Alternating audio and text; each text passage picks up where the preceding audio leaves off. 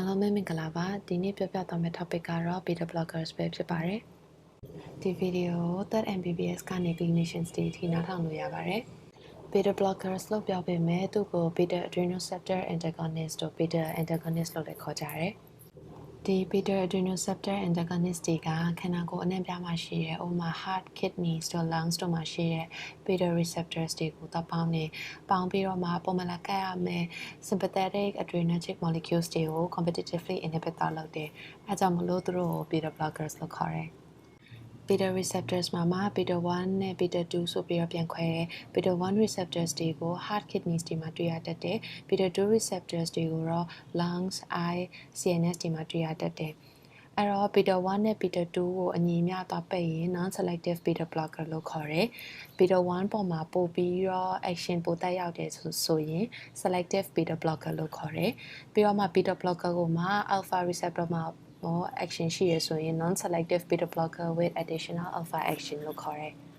beta blockers အများစုက LORA နဲ့စုံကြတယ် first beta blocker ကတော့ propranolol သူ့ကို1965မှာစထုတ်ခဲ့ပြီးတော့အခုဆိုရင် generation 25မျိုးလောက်ရှိနေပါပြီဒီပုံကတော့ beta blockers အမျိုးအစားတွေကိုပြထားတဲ့ပုံပါ selectivity ကိုကြည့်မယ်ဆိုရင် beta 1က beta 2ကိုအညီအမျှပိတ်တဲ့ non-selective beta blockers တွေရှိသလို beta 1ကိုပဲပို့ပြီးတော့ action တက်ရောက်တဲ့ selective beta 1 blockers တွေရှိတယ်lipid solubility မှာကြာရင် high lipid solubility ဖြစ်တဲ့ propranolol လိုမျိုးက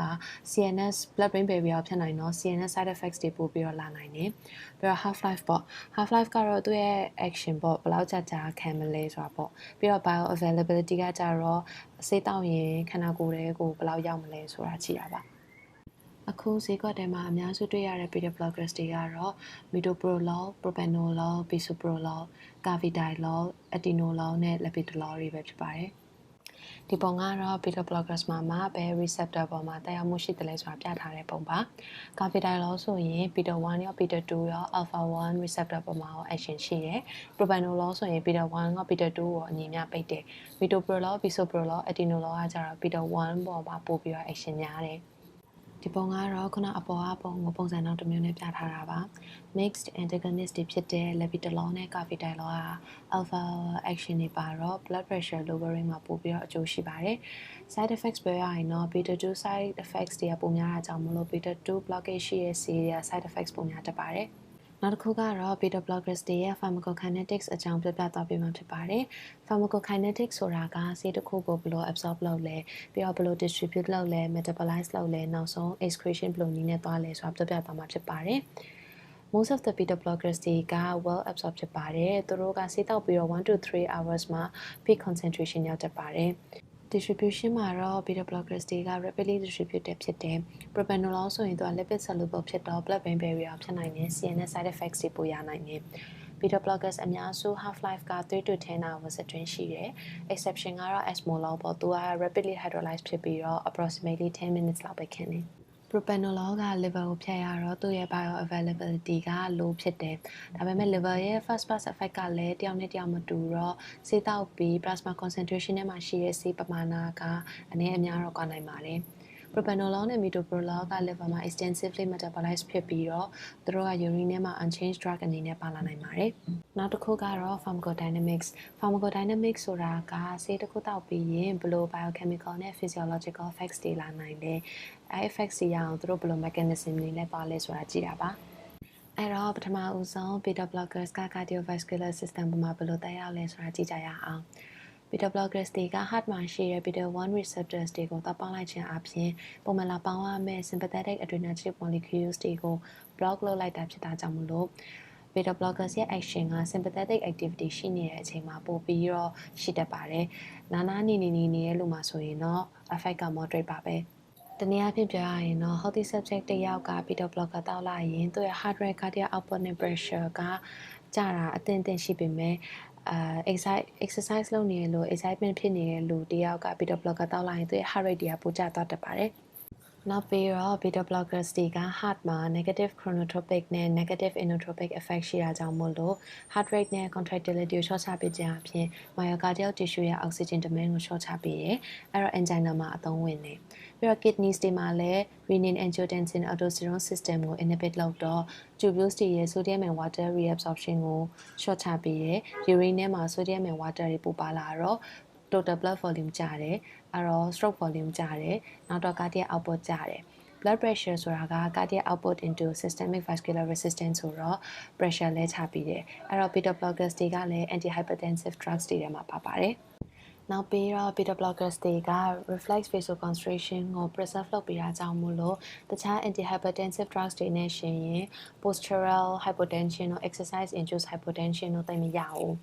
နောက်ပြီးတော့ beta blockers တွေက class 2 antiarrhythmics ထဲမှာပါပါတယ်သူတို့က calcium influx ကိုပိတ်ပြီးတော့ conduction velocity ကို decrease ဖြစ်စေတယ်ပြီးတော့ refractory period ကို prolong ဖြစ်စေတယ်အဲ့ဒီအတွက် excessive sympathetic activity ကြောင့်ဖြစ်တဲ့ supraventricular arrhythmias တို့ tachycardias တွေမှာလည်းအသုံးဝင်ပါတယ်ဆက်လက်ပြီးတော့ beta blockers တွေက respiratory system ပေါ်မှာဘယ်လို effect ရှိလဲကြည့်ကြရအောင်lungs မှာရှိတဲ့ beta 2 receptors တွေကိုသွားပိတ်လိုက်တဲ့အချိန်မှာ sympathetic hormones တွေပိတ်လို့ဖြစ်သွားပြီး smooth muscle relaxation ကို inhibit သွားလုပ်တယ်။အဲ့မှာ airway muscle tone တွေတက်လာပြီးတော့ bronchoconstriction တွေရတယ်။ airway resistance တွေတက်လာတယ်။ normal subjects တွေမှာတော့ဒီ airway resistance တက်လာတာကတိတ်ပြီးတော့တက်ရောက်မှုမရှိပေမဲ့ငကိုကလေးက underlying airway disease ရှိနေတဲ့ asthma တို့ COPD patients တွေမှာဆိုရင် dyspnea တို့ chest tightness တို့ကပိုဆိုးလာပြီးတော့ငကိုရှိရဲ့ယောဂါကို exacerbate လုပ်တယ်လို့မျိုးဖြစ်ပါတယ်ပြီးတော့ beta blockers တွေကြောင့် asthma exacerbation ရခဲ့တယ်ဆိုရင် usual dose of salbutamol adrenaline တွေနဲ့လည်းမပြောက်ပါဘူးဒါပေမဲ့ဒီဟာတွေက beta 2 blockage ကြောင့်ရတဲ့ side effects တွေဖြစ်တဲ့အတွက် beta 1ကိုပဲ selectively block လုပ်တဲ့ antagonist တွေ over metoprolol တို့ atenolol တို့ဆိုရင်ဒီ side effects တွေသိပ်ပြီးတော့မရတတ်ပါဘူးဒါပေမဲ့ selective beta blockers တွေက low dose မှာပဲ beta 1ကိုပို့ပြီးတော့ selectively block လုပ်တာဖြစ်တဲ့အတွက် dose မြင့်လာတဲ့အချိန်မှာဒီ selective beta blockers တွေက beta 2 action ပိုများလာပြီးတော့ beta 2 blockage ကြောင့်ရတဲ့ side effects တွေပိုပြီးတော့ခံစားရနိုင်တယ်။အဲကြောင့်မို့လို့ IHD တို့ COPD ရှိတဲ့ patients တွေမှာဆိုရင် beta 1 selective blockers တွေကိုမဖြစ်မနေပေးရမယ့်အခြေအနေတွေမှာ benefits နဲ့ risks ကိုချိန်ကြည့်သင့်ပါတယ်။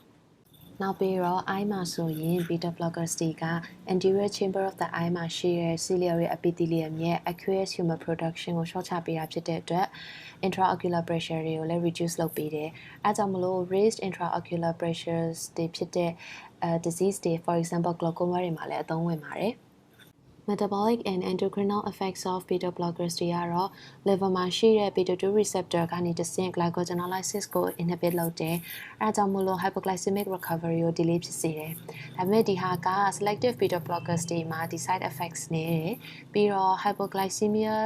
ရနိုင်ခြေနည်းတဲ့ type 2 diabetes patients တွေမှာဆိုရင်လည်း beta blockers တွေကို safely သုံးလို့ရပါတယ်။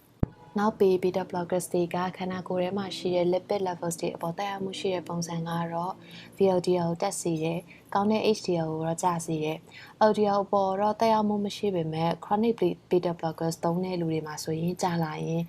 HDL ကကျလာတာမို့လို့ HDL LDL ratio ကလည်းကျလာတယ်။အဲကြောင့်မို့လို့ရေရှည်သုံးမယ်ဆိုရင် risk of coronary artery disease တော့ရှိပါတယ်။ beta blockers တွေက normal subjects တွေမှာ metabolic changes သိပ်ပြီးတော့မရှိပါဘူး။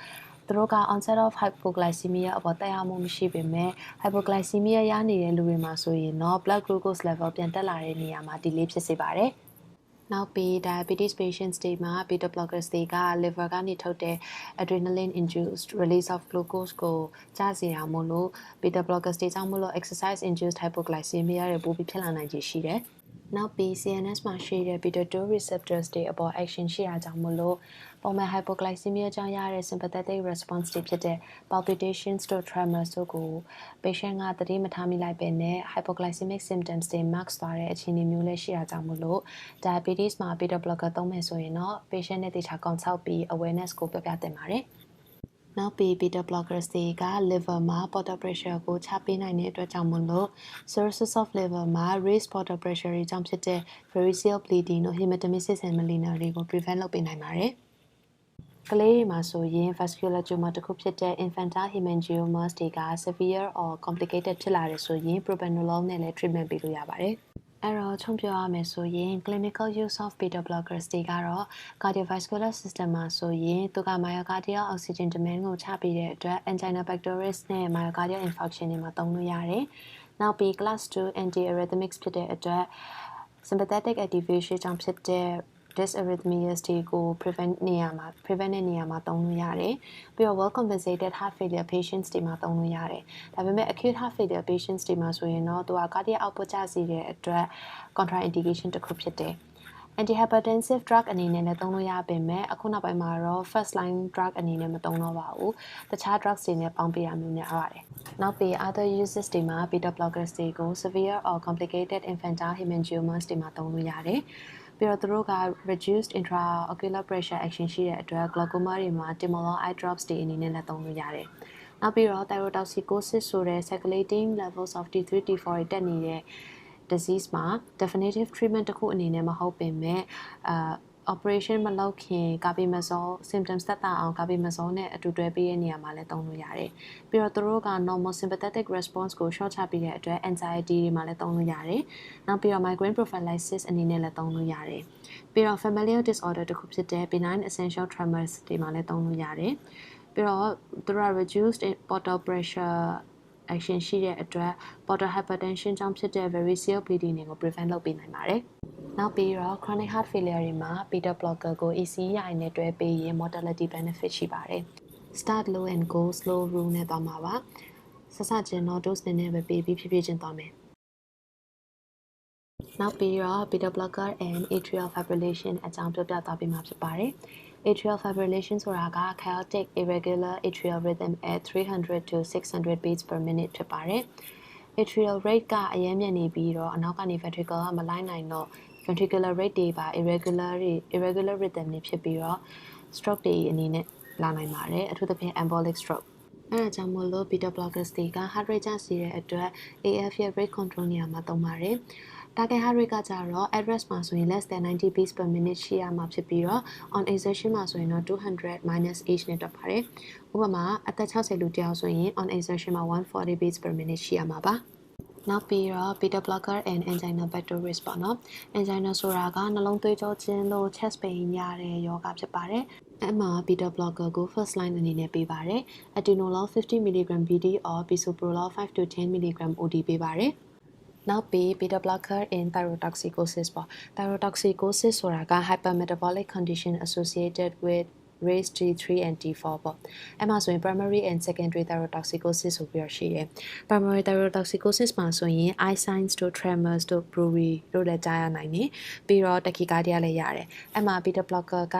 heart rate ကိုချနိုင်တာကြောင့်မို့လို့ primary thyrotoxicosis မှာလည်းသုံးလို့ရတယ် secondary thyrotoxicosis မှာဆိုရင် AF တွေ congestive heart failure တွေဝင်လာနိုင်တာကြောင့်မို့လို့အဲ့မှာလည်း beta blocker တွေသုံးလို့ရပါတယ်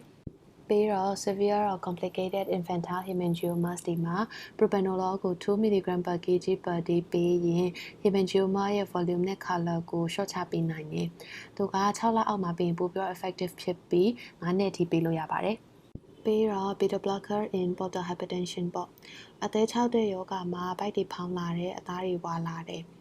အဲ့လိုဖြစ်တဲ့အချိန်မှာ portal pressure တွေတက်ပြီးတော့ portal systemic shunts တွေပွင့်လာတယ်။ ဘိုက်မှာရှိတဲ့ vessels တွေကဖောင်းလာတယ်။အဲ့ဒါတွေကို varices လို့ခေါ်တယ်။ဖောင်းလာတဲ့ varices တွေကကြာရင်ပေါက်ထွက်သွားမယ်အဲ့တော့ bleeding တွေရမယ်။အပေါ်ဆိုရင်သွေးတွေအန်မယ်အောက်ဆိုရင်မလီနာပေါ့။အဲ့တော့အဲ့ဒါတွေကို prevent လုပ်ဖို့ beta blocker တွေသုံးလို့ရတယ်။ cirrhotic ဖြစ်နေတဲ့ patients တွေမှာ variceal bleeding က 30% ရှိပြီးတော့